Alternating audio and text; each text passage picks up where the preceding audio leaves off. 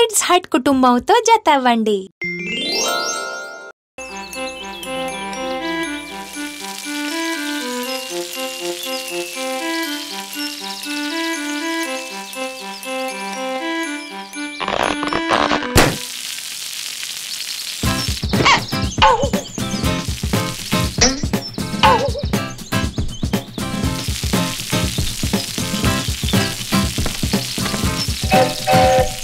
Tofu, నువ్వేం చేస్తున్నావు?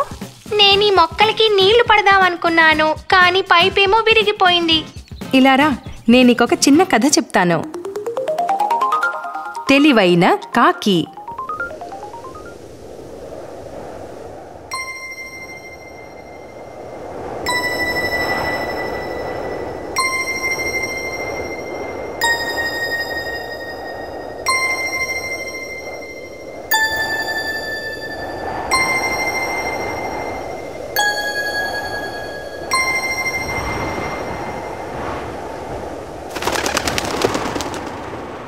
ఒక రోజున బాగా ఎండగా ఉంది. బాగా దాహంగా ఉన్న ఒక కాకి నీళ్ల కోసం ఆ ప్రాంతమంతా కలియ తిరిగింది.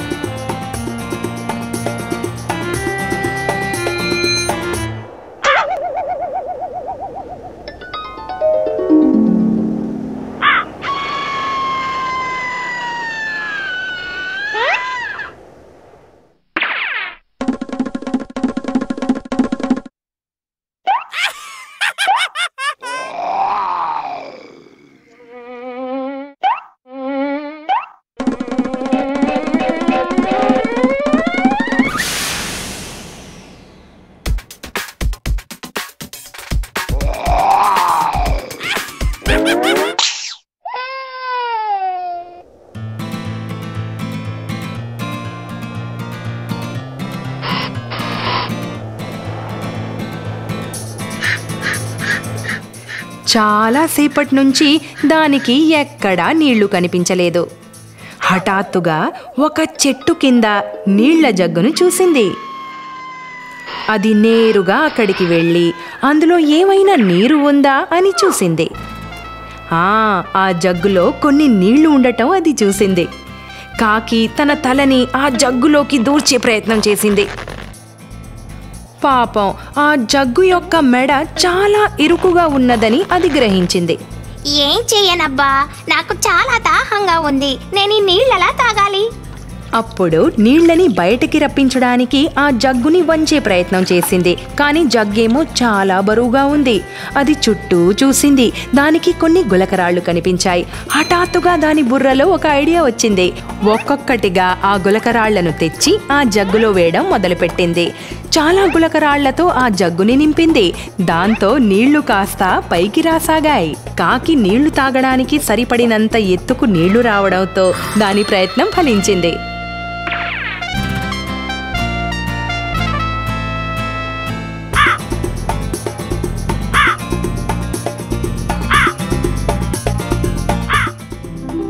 కాబట్టి తెలివైన కాకిలాగా బాగా ఆలోచించి కష్టపడి పని చేయడం ద్వారా సమస్యకు పరిష్కారం కనుక్కోవచ్చు.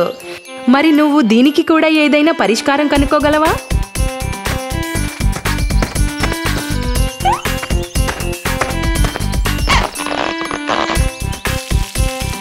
థాంక్స్ టియా.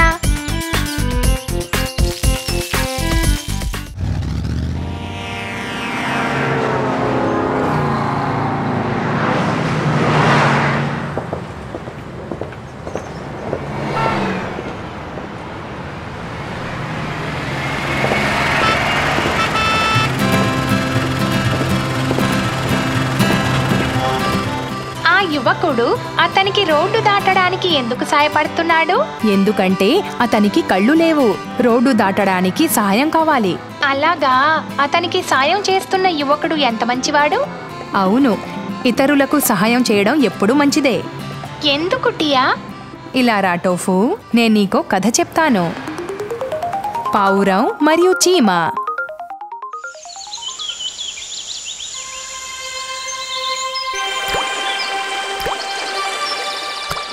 ఒక రోజున బాగా ఎండగా ఉంది. ఒక చీమ నది ఒడ్డున పాకుతూ వెళ్తోంది.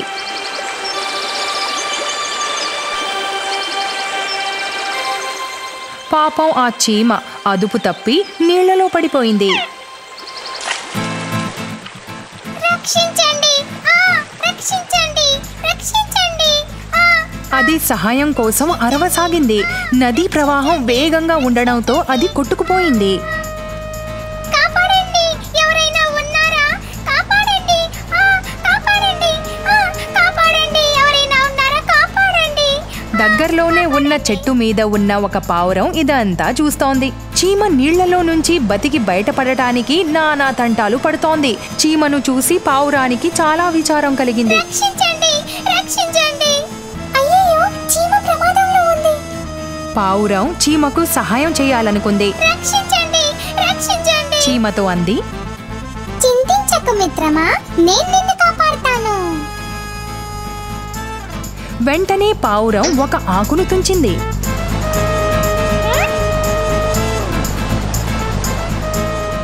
ఆ ఆకుని నీళ్లలో నుంచి బయటపడేందుకు తంటాలు పడుతున్న చీమకు దగ్గరగా పడేసింది. చీమ ఆకుకు దగ్గరగా వెళ్లి దాని మీదకి చేరింది. చివరికి చీమ సురక్షితంగా ఒడ్డుకు చేరింది. చీమ కృతజ్ఞతగా ఇలా అంది, మిత్రమా, నువ్వు నా ప్రాణం కాపాడినందుకు నీకెప్పుడు రుణపడి ఉంటాను.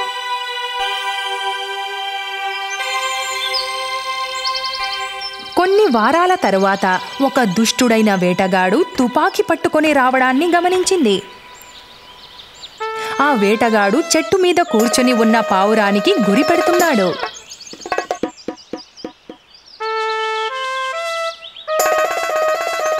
అతడేం చేయబోతున్నాడో ఊహించింది. వెంటనే చీమ ఆ వేటగాడి మడమ మీద కుట్టింది.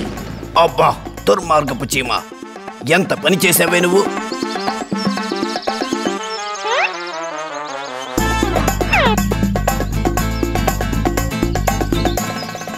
చీమ ఆనందంగా నడుచుకుంటూ వెళ్ళిపోయింది. తను అనుకున్నట్లుగానే పావురానికి ప్రత్యుపకారం చేసింది.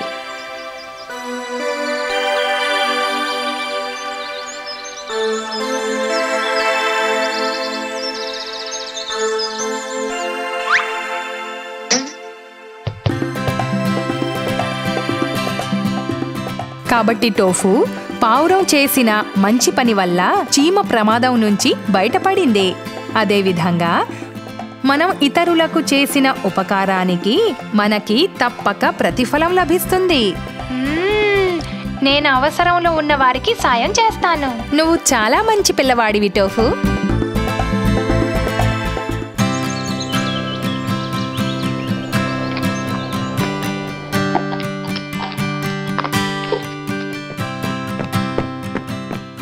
టియా, నాకు బాగా ఆకలిగా ఉంది. లంచ్లో ఏముంది? రా టోఫు, అమ్మ ఈరోజు నీకిష్టమైన వంటకం చేసింది. నాకిష్టమైందా?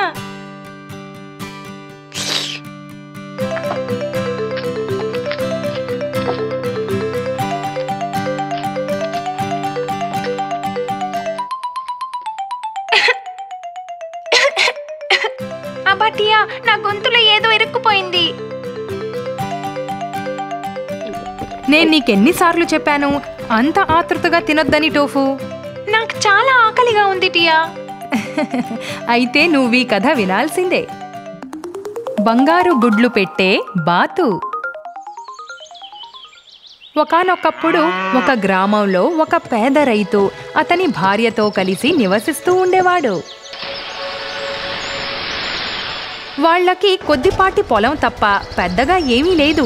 ఆ పొలంలో వాళ్ళు కూరలు పండిస్తారు, వాళ్ళు తినడానికి వీలుగా. ఎలాగోలా ఆ రైతు తన పొలంలో పండే కూరగాయలు అమ్మగా వచ్చే డబ్బులో నుంచి ప్రతిసారి కొంత మొత్తం పొదుపు చేసేవాడు.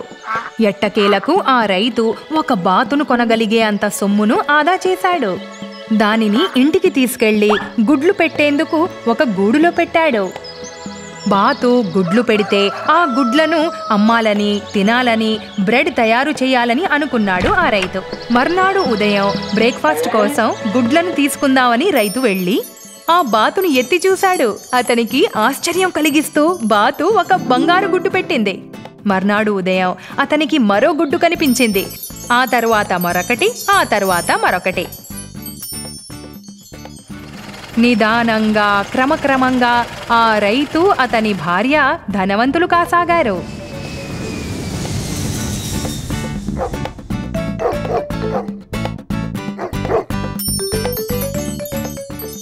ఒక్కసారి ఆలోచించు, మనం కనుక బాతు కడుపులో ఉన్న అన్ని గుడ్లను తీసేసుకుంటే మనం ఇంకా ధనవంతులైపోతాం కదా.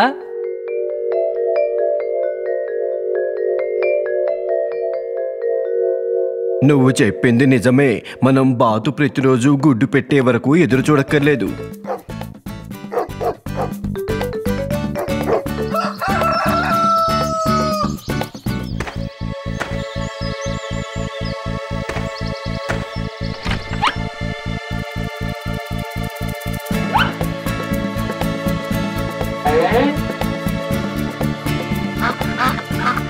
అలా అనుకుని ఆ జంట ఆ బాతును కోసి తెరిచి చూశారు.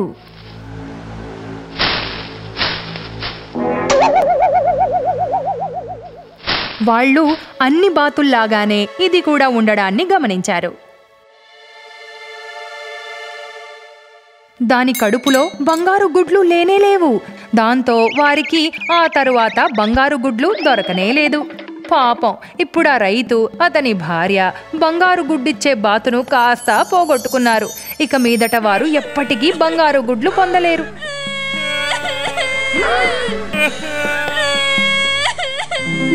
కాబట్టి టోఫు, ఆ భార్యాభర్తలిద్దరూ అత్యాశకు పోయి బాధపడ్డారు. కాబట్టి నువ్వు కూడా జాగ్రత్తగా ఉండాలి సుమా, ఎందుకంటే దురాశ దుఃఖానికి చేటు. అర్థమైంది టియా, ఇక నుంచి నేను జాగ్రత్తగా ఉంటాను.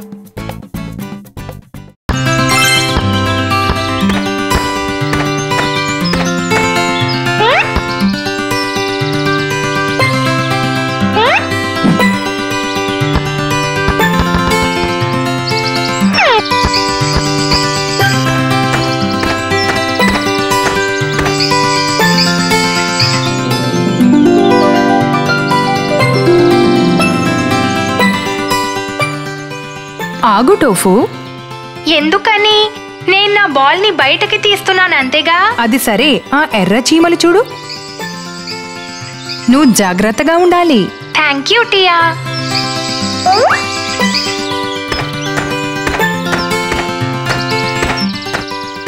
కూర్చో. నీకో ఆసక్తికరమైన కథ చెప్తాను. అనారోగ్య సింహం మరియు తెలివైన నక్క.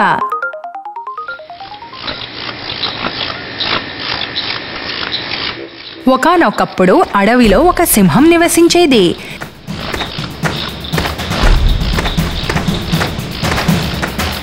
సింహం కాస్త ముసలిదైపోతూ ఉండడంతో అది ఆహారం కోసం వేటాడలేకపోయేది. అదనుకుంది ఆహారం కనుక లేకపోతే ఆకలితో చచ్చిపోతానని.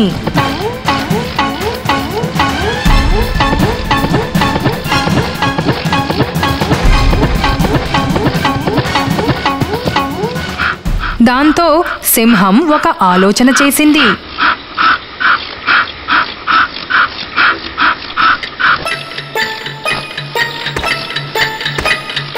తను గుహలో పడుకొని అనారోగ్యంతో ఉన్నట్లుగా నటించాలనుకుంది.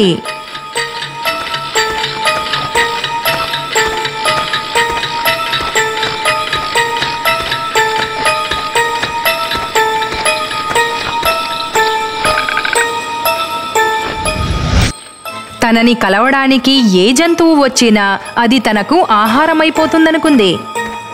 అడవికి రాజు కావడం చేత తను అనారోగ్యంగా ఉన్నట్లు ప్రకటించింది సింహం. జంతువులన్నిటినీ పిలిచింది తన చివరి సంకల్పాన్ని వినిపించడానికి.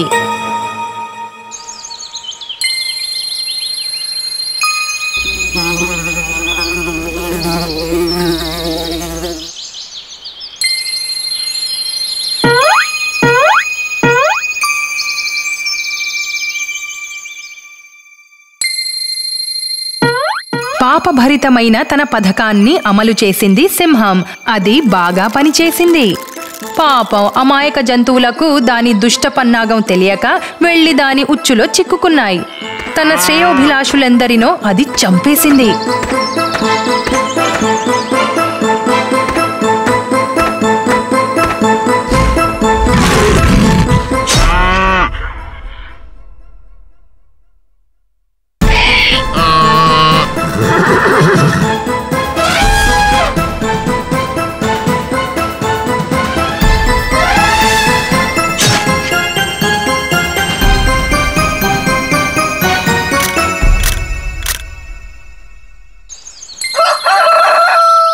ఒక రోజున ఒక నక్క ఆ అనారోగ్యంగా ఉన్న సింహాన్ని చూడడానికి వచ్చింది. ఆ నక్క ఎంతో తెలివైంది. సింహం యొక్క కుతంత్రాన్ని తెలుసుకుంది. నక్క గుహకు బయటి వైపు నిలబడింది. తగినంత దూరంలో నిలబడి ఇలా అడిగింది. ఎలా ఉన్నారు సింహరాజా? నాకేమాత్రం ఆరోగ్యం బాగోలేదు. నన్ను కలవడానికి నువ్వెందుకని లోపలికి రావడం లేదు? వద్దులేండి సింహరాజా, మీ గుహలోకి ప్రవేశించిన చాలా పాదాల గుర్తులు కనిపిస్తున్నాయి, కానీ ఏది కూడా బయటికి వచ్చినట్లు కనిపించడం లేదు. అయినా నేను లోపలికి వస్తే నేనొక తెలివి తక్కువ దద్దమ్మనవుతాను అని నక్క తన ప్రాణాలను కాపాడుకుంది. మిగతా జంతువులకు కూడా సమాచారం చేరవేసింది.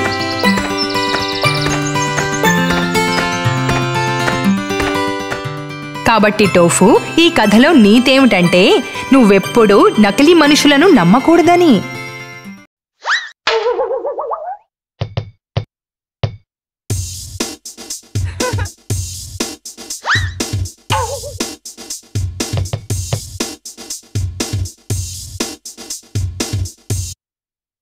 టియా, నేనిది చెయ్యలేను. ప్రయత్నించు టోఫు, చేయగలవు.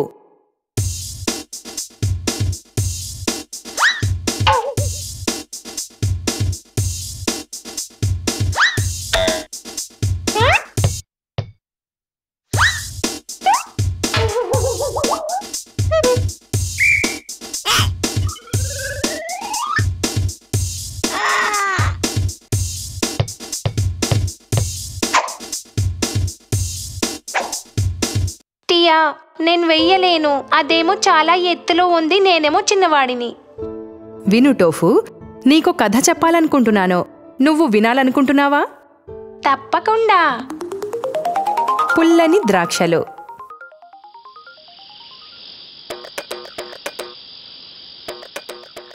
ఒకసారి అడవిలో ఒక జిత్తులమారి నక్క నివసించేది. అది ఆ అడవంతా ఆహారం కోసం వెతుకుతూ తిరుగాడుతూ ఉంది. నాకు చాలా ఆకలిగా ఉంది. నేనేదైనా తినాలి.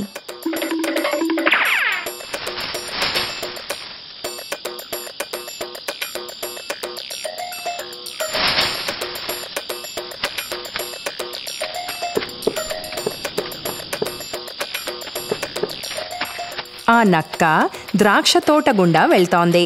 అయితే దానికి ఆ తోట ఉన్నదని తెలియదు. నాకు బాగా ఆకలిగా ఉంది. దాంతో నా చుట్టుపక్కల ఏమున్నాయో కూడా కనిపించడం లేదు.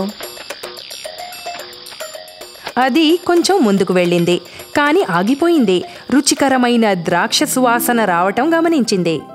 అబ్బా, ఈ ద్రాక్ష తోటలో చాలా ద్రాక్షలున్నాయి. నాకు నోరు ఊరుతోంది.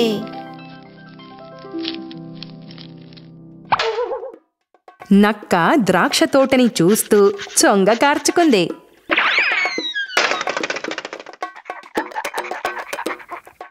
నక్క ద్రాక్ష పండ్ల వైపుకు ఒక్కసారిగా దూకింది.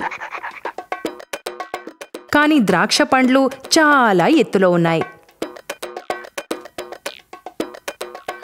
అది ఎన్నోసార్లు ప్రయత్నించింది, కానీ ఫలితం లేకపోయింది. అది మళ్ళీ ప్రయత్నించింది. ఈసారి అది దాదాపు వాటిని తాకింది, కానీ విఫలమైంది. అబ్బా, నేను అలసిపోయాను. ఈ ద్రాక్షలు చాలా ఎత్తులో ఉన్నాయి. నేను వాటిని అస్సలు అందుకోలేను. అదక్కడ కూర్చుని చాలాసేపు ఆలోచిస్తూ ఉంది ఆ ద్రాక్షలను ఎలా సాధించాలా అని. అది ఒక్కసారిగా లేచింది. తనలో తనే అనుకుంది, ఈ ద్రాక్షలు చాలా పుల్లగా ఉండి ఉంటాయి. అయినా నాకు ద్రాక్షలంటే ఇష్టమే లేదు. అలాంటప్పుడు ఎందుకు వాటి కోసం కష్టపడాలి? నక్క ద్రాక్ష పళ్లను అందుకోలేకపోయింది. దాంతో సాకులు చెప్పి తప్పించుకోవాలనుకుంది. కానీ దాని కడుపు ఆకలితో నకనకలాడుతోంది. అయినా అది ఏమీ తినకుండానే అక్కడి నుంచి వెళ్ళవలసొచ్చింది.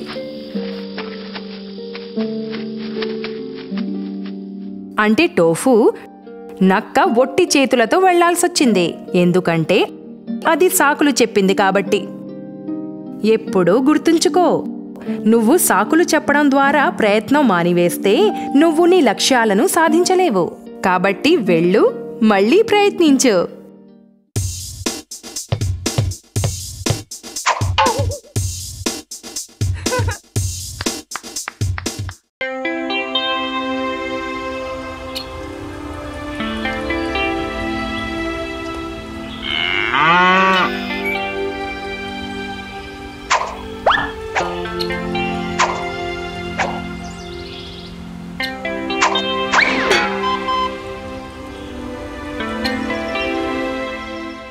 ఏం చేస్తున్నావు టోఫు? ఈ చెట్టు నుంచి మామిడి పండ్లు కోయడానికి ప్రయత్నిస్తున్నాను. నా ప్రయత్నమంతా వృధా అయిపోతోంది. ఎందుకంటే మామిడి పండ్లు చాలా ఎత్తులో ఉన్నాయి, రాళ్లేమో చాలా బరువుగా ఉన్నాయి. మరి నేనేం చెయ్యాలి టియా? నాకు ఆ మామిడి పండ్లు కావాలి. నేను నీకో కథ చెప్తాను, విను. 3 పంది పిల్లలు. ఒకానొకప్పుడు ఒక తల్లి పంది ఉండేది. ఇంకా 3 చిన్న పంది పిల్లలుండేవి.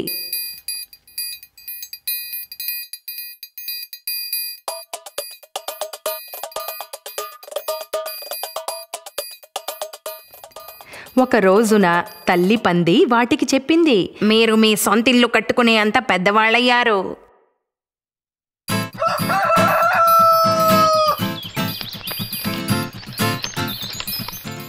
మొదటి పంది గడ్డితో ఇల్లు కట్టింది. అది చెప్పింది, ఇప్పుడు తోడేలు వచ్చి నన్ను పట్టుకోలేదు, ఇంకా తినలేదు.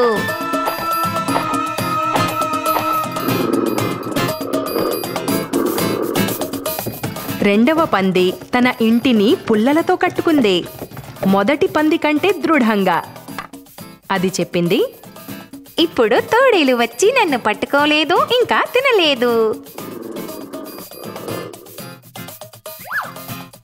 మూడవ పంది తన ఇంటిని ఇటుకలతో కట్టుకుంది, రెండవ పంది ఇంటికన్నా దృఢంగా. అది చెప్పింది, ఇప్పుడు తోడేలు వచ్చి నన్ను పట్టుకోలేదు, ఇంకా తినలేదు. మర్నాడు తోడేలు గడ్డితో తయారు చేసిన ఇంటి దగ్గరకు వచ్చింది.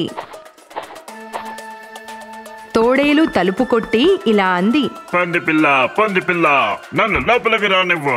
నేను నిన్ను లోపలికి రానివ్వను అన్నది పంది పిల్ల. అయితే నేను గట్టిగా ఊదిని ఇంటిని చెదరగొట్టేస్తాను అన్నది తోడేలు. అప్పుడు అది గట్టిగా ఊది చెదరగొట్టేసింది. గడ్డితో కట్టిన ఇల్లు కాస్త పడిపోయింది. అప్పుడు తోడేలు మొదటి పంది పిల్లని కాస్త తినేసింది. తర్వాత రోజున తోడేలు పుల్లలతో కట్టిన ఇంటి దగ్గరకు వచ్చింది. తోడేలు తలుపు కొట్టి ఇలా అంది, పంది పిల్ల నన్ను లోపలికి రానివ్వు. నేను నిన్ను లోపలికి రానివ్వను అన్నది పంది పిల్ల. అయితే నేను గట్టిగా ఊదిని ఇంటిని చెదరగొట్టేస్తాను అన్నది తోడేలు. అప్పుడు అది గట్టిగా ఊది ఇంటిని చెదరగొట్టేసింది. పుల్లలతో కట్టిన ఇల్లు కాస్త పడిపోయింది. అప్పుడు తోడేలు రెండవ పంది పిల్లని తినేసింది. మర్నాడు తోడేలు ఇటుకలతో కట్టిన ఇంటి దగ్గరకు వచ్చింది.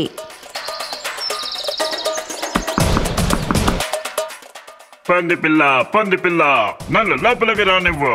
నేను నిన్ను లోపలికి రానివ్వను అన్నది పంది పిల్ల. అయితే నేను గట్టిగా ఊదిని ఇంటిని చెదరగొట్టేస్తాను అన్నది తోడేలు. ఆ పెద్ద దుష్ట తోడేలు ఆ ఇంటిని ఊది పడేసి చెదరగొట్టే ప్రయత్నం చేసింది.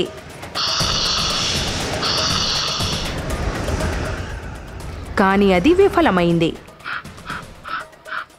అది ఎన్నో గంటల పాటు ప్రయత్నిస్తూనే ఉన్నది, కానీ ఆ ఇల్లు ఎంతో దృఢంగా ఉంది. అది పొగగొట్టం ద్వారా లోపలికి ప్రవేశించే ప్రయత్నం చేసింది.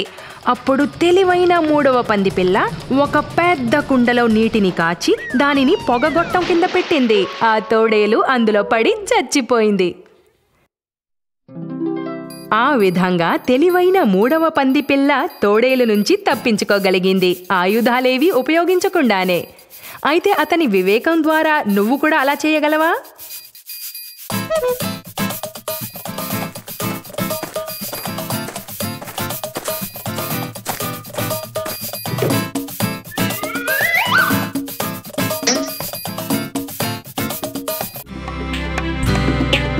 మీకిష్టమైన పిల్లల పద్యాలు, కథలు ఇంకా మరెన్నింటి కోసమో ఇక్కడ సబ్స్క్రైబ్ చేయండి.